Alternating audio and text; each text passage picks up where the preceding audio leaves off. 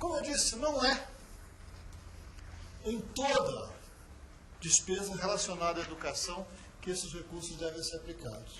É num conceito bem específico chamado de manutenção e desenvolvimento do ensino. Onde é que nós vamos encontrar esse conceito?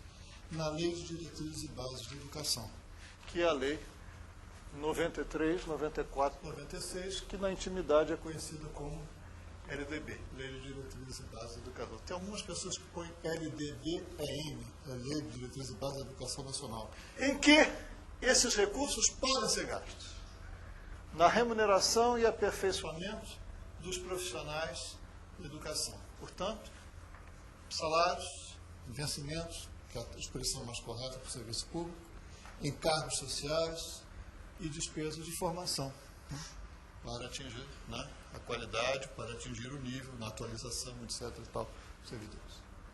Aquisição, manutenção, construção e conservação de instalações, manutenção de bens e serviços vinculados ao ensino, levantamentos, estatísticas, estudos e pesquisas visando o aprimoramento da qualidade e a expansão do ensino.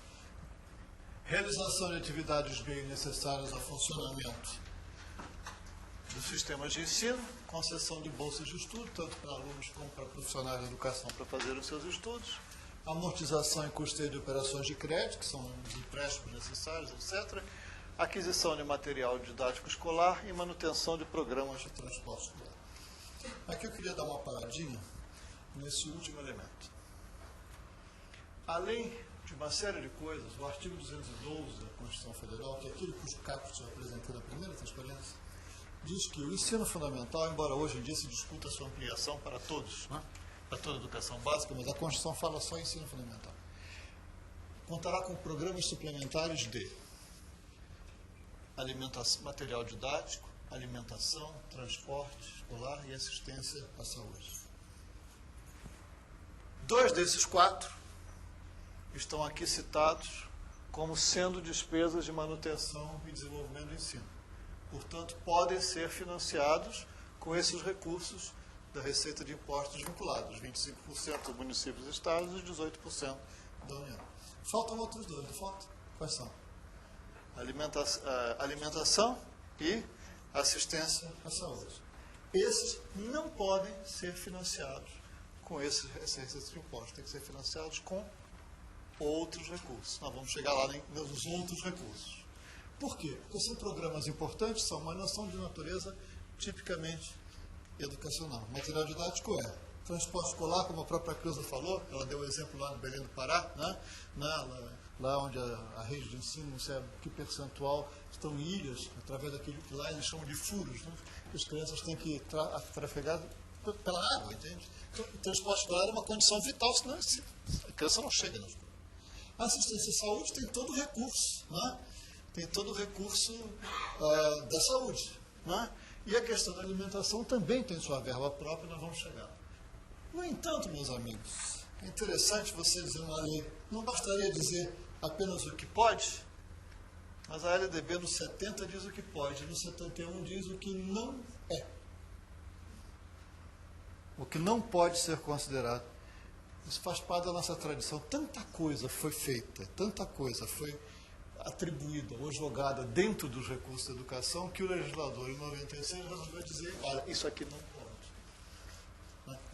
Alguns exemplos eu vou dar para vocês. Por exemplo, pesquisa quando não vinculada às instituições de ensino que não visa a qualidade e expansão do ensino. Subvenção a instituições de caráter assistencial, desportivo e cultural. Muitas vezes estava misturado. Hoje, por exemplo, é uma questão muito complexa essa questão do financiamento da educação infantil.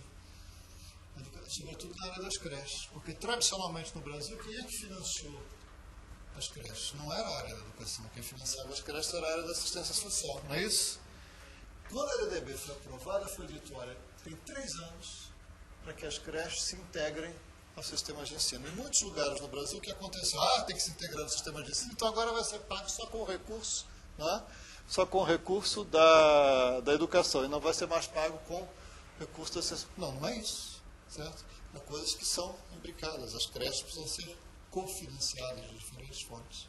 Agora, exclusiva assistência social não pode ser financiado com os recursos dos 25%. Precisa separar essas duas coisas. Formação de quadros especiais para a administração pública, militares ou civis, inclusive diplomáticos. A União era mestra de colocar toda essa formação nos 18%, já não pode mais. Não pode mais. Nós precisamos de diplomatas, o Instituto Rio Branco precisa, mas essa formação profissional específica e não a educação pública no sentido estrito do termo. Programas suplementares de alimentação, assistência médico-odontológica, farmacêutica, psicológica e outras fontes de assistência social. Aqui nós temos uma questão extremamente importante. O programa de alimentação escolar é aquele que é familiarmente conhecido por nós como a merenda.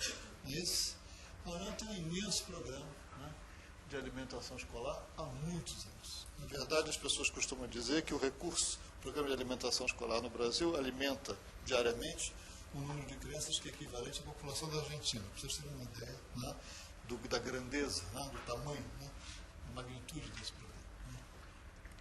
Esses recursos são importantes? São, porque a questão da nutrição, a questão da boa alimentação é indispensável, mas isso não é uma questão de natureza estritamente educacional. Por isso que, ao longo do tempo, vem se separando o programa de alimentação escolar daqueles outros recursos que são para professores, infraestrutura escolar, material didático, etc. E tal. Isso vem funcionando e vem sendo financiado com outras contribuições sociais, a que eu vou fazer menção a seguir. Com relação à assistência à saúde, nós temos toda a parte da saúde que tem os seus recursos vinculados para isso. Mas eu queria fazer uma insistência. E essa é uma questão, é uma cruzada importante. Cleusa fez uma alusão a isso, e isso me deixou, eu vi isso de uma forma muito clara, como é possível acontecer. O que é mais fácil? Você levar o profissional da saúde a uma rede escolar onde as crianças estão todas reunidas para fazer pelo menos aquilo que é o básico da prevenção, da assistência, ou esperar que cada família leve a sua criança ao posto de saúde? Obviamente que você, integrando as ações da educação e da saúde, você dá um atendimento à população de básico, um atendimento básico muito mais eficiente, muito bem. Não é transformar, obviamente, a escola em posto de saúde, mas a realização dos exames básicos, da identificação das dificuldades dos problemas de saúde básicos, a orientação, toda essa parte é possível fazer dentro da rede escolar, somando os recursos. Isso, na verdade, lá na frente é a economia, né, para cada ente federado e para a sociedade, para o país como um todo. E significa melhoria de qualidade de vida para a população, sobretudo para aqueles que não têm acesso a planos de saúde, né, que são uma parte ainda bastante pequena da população brasileira. Beleza? Muito bem. Obras de infraestrutura também não podem ser gastas com recursos da manutenção e desenvolvimento. Era muito comum no passado. Você tem uma escolinha lá em cima do morro, né, e aquela rua toda de barro, né, que na época das chuvas, né, ficava um lamaçal. Então se asfaltava a rua, né, com o dinheiro da educação para dar acesso à escola. Não faz sentido. Obra de infraestrutura é com outros recursos orçamentários que não da educação. Pessoal docente e demais trabalhadores da educação em desvio de função ou em atividade alheia à manutenção e desenvolvimento do ensino. Essa é uma outra questão muito interessante e que durante muito tempo no Brasil foi uma tradição. Em muitas comunidades, o pessoal do magistério é aquele que tem um nível de escolaridade mais elevado. Então, com frequência, eram requisitados, né, para exercer outras funções que não da educação. Né? Vai ser chefe de gabinete do secretário, vai trabalhar não sei aonde, vai trabalhar. Resultado, a educação virou, ou teria virado, um cabide, né, uma porta de entrada para o serviço público para suprir, né, todo o serviço público nas suas mais diferentes áreas. Se a prefeitura quiser requisitar, se quiser autorizar a sessão, se o governo do Estado quiser, se a União quiser fazer, tudo bem. O funcionário vai, o servidor vai, continua recebendo seu salário, mas ele não pode mais sair, esse salário, esse vencimento não pode mais sair dos recursos de manutenção e desenvolvimento do ensino, se ele tiver em desvio de função. Então, se eu for convidado para ser chefe de gabinete do deputado fulano de tal, certo, e eu ser professor, tudo bem, vou para lá. Mas quem vai pagar o meu salário vai continuar sendo pago? Vai, mas não vai sair dessa fonte, vai sair de outra.